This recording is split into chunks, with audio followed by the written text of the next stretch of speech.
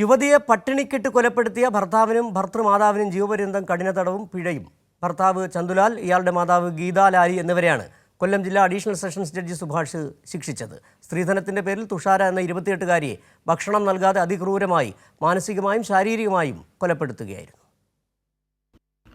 പട്ടിണിക്കിട്ട് തുഷാരയെ കൊല്ലാക്കൊല ചെയ്ത് ഇല്ലാതാക്കിയതിന് തക്കതായ ശിക്ഷ ഇന്ത്യയിൽ ആദ്യം. അപൂർവങ്ങളിൽ അപൂർവമായ കേസെന്ന പ്രോസിക്യൂഷൻ വാദം കോടതി അംഗീകരിച്ചു. ഭർത്താവ് ചന്തുലാലിനും അയാളുടെ മാതാവ് ഗീതാലാലിയും ജീവിതകാലം മുഴുവനും ഇനി ജയിലിൽ കഴിയണം.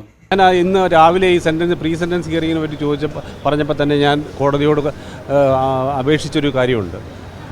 ഇതേപോലെ തന്നെ ഇന്ന് രാവിലെ ബഹുമാനപ്പെട്ട കോടതിയോട് രണ്ടാം പ്രതി ഇങ്ങനെ കുറേ കാര്യങ്ങൾ അപേക്ഷിച്ചപ്പം ഇതുപോലെ ഒരു അപേക്ഷ ആവശ്യമായിരുന്ന സന്ദർഭം തുഷാര എന്ന് പറഞ്ഞ 28 വയസ്സുള്ള കുട്ടിക്കുണ്ടായിരുന്നു.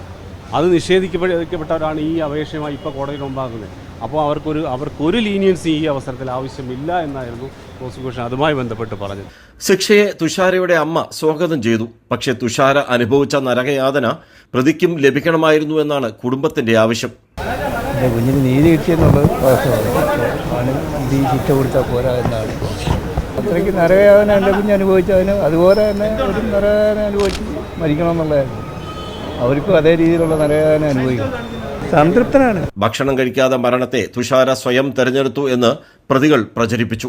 രക്ഷിതാക്കളുടെ പരാതിയിൽ അന്ന് കൊട്ടാരക്കര DSP ആയിരുന്ന BS ധനരാജ് നടത്തിയ അന്വേഷണത്തിൽ അത് കൊലപാതകമായിരുന്നു എന്ന് തെളിഞ്ഞു. അതിൽ സ്ത്രീധന പീഡനം മരണമാണെന്നും അതോടൊപ്പം തന്നെ 302 അതായത് ഇത് ഒരു കൊലപാതകമാണെന്നുമുള്ള ഒരു ആദ്യമേ മനസ്സിലാക്കുകയും അതിൻ്റെ അടിസ്ഥാനത്തിൽ നമ്മൾ പഴുതുകൾ അടച്ചതിനാണ് ഇതിൻ്റെ എല്ലാ തരത്തിലുള്ള അന്വേഷണം. എൻ്റെ മാസ്റ്റർ പ്രിപ്പയർ ചെയ്യുന്നതായാലും സ്റ്റേറ്റ്മെൻറ്റുകളായാലും അടുത്തുള്ള സാക്ഷികളെ കണ്ട് ചോദിക്കുന്നതായാലും അതിന് ഈ കേസിൻ്റെ മറ്റൊരു പ്രത്യേകത എന്ന് വെച്ചാൽ ഇതുമായിട്ട് ബന്ധപ്പെട്ട് നല്ല രീതിയിൽ പ്രോസിക്യൂഷനെ സഹായിക്കുന്നതിന് വേണ്ടി സാക്ഷികൾ കൃത്യമായിട്ട് മൊഴി രേഖപ്പെടുത്താൻ ചെയ്തിട്ടുള്ളതാണ്. 2019 മാർച്ച് 21 തുഷാര കൊല്ലപ്പെട്ടത്. 48 കിലോ ഭാരമുണ്ടായിരുന്ന തുഷാര മരിച്ചപ്പോൾ 21 കിലോയായി.